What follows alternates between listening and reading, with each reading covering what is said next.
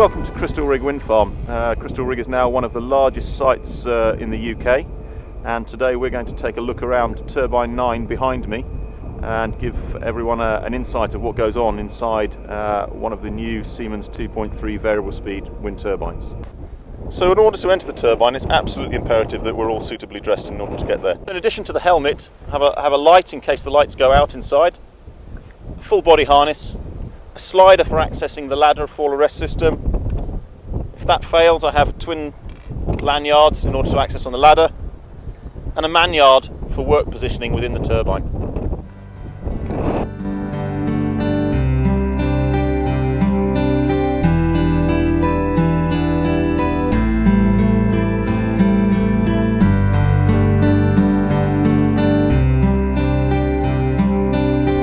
So let's have a look inside then.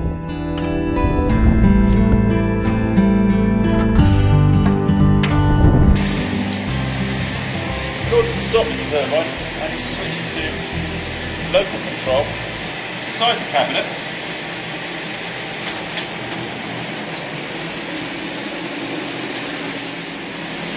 The hand controller, and once we get to the service code, you simply press stop in order to top the turbine.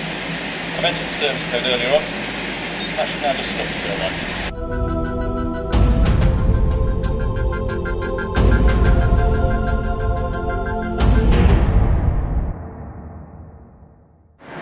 And that's the turbine stopped.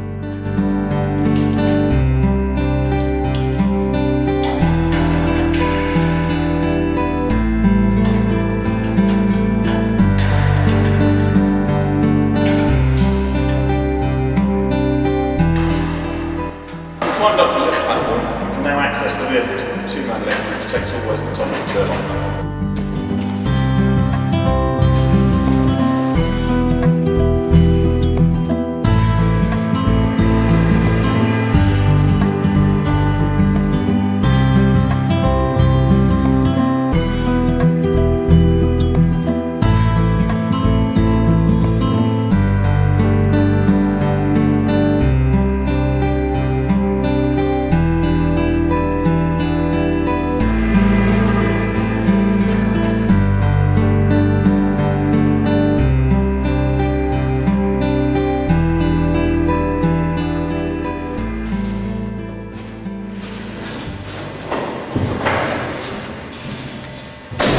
Unfortunately, the lift doesn't go all the way to the top, and the last 10 metres or so are done manually. And this is where my slider comes in. I'll have to climb up the ladder.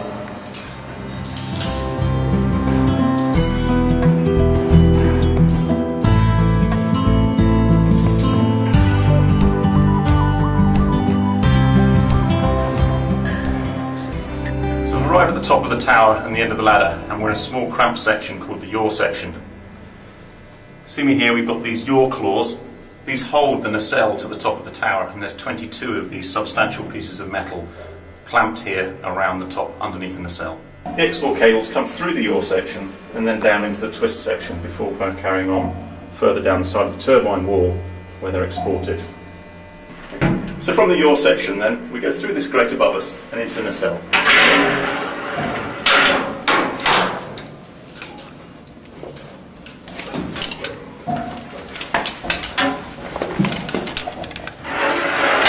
We've now accessed the nacelle and we're looking down over the gearbox towards the generator. It's about 35 degrees in here, extremely humid, and not a place that anyone would really want to work. So to improve the environment, we can open these two hatches, the nacelle doors.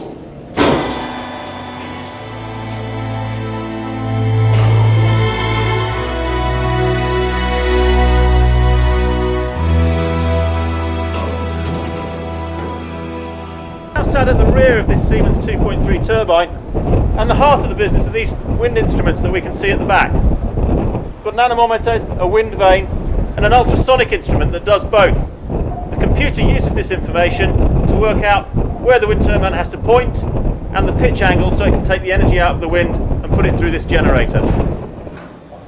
So the power signals for the yaw are fed to these 8 motors around the top of the nacelle here. The power is driven through a gearbox and onto a pinion which has a ring gear on top of the tower. This will keep the nacelle pointing into wind, and the nacelle will follow the wind for up to 3 revolutions, when the nacelle will need to untwist its cables and reset itself. Behind me you can see the composite fibre blade.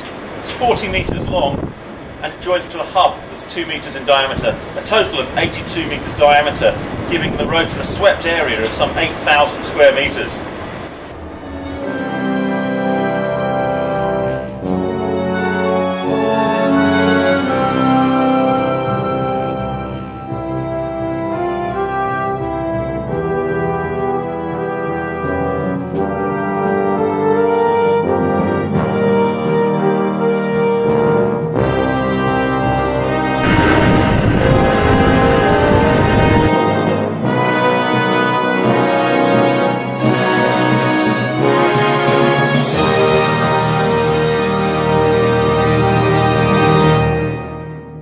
Coming out of the hub, the main shaft input to the Winergy gearbox in front of me is at about 17 RPM. This converts it to about 1,500 RPM, and then this ABB generator here turns that into 2.3 megawatts at 690 volts. It feeds that down the tower, converts that to 33 kilovolts, and then out to our substation, where it's turned into 132 kilovolts and put onto the national grid.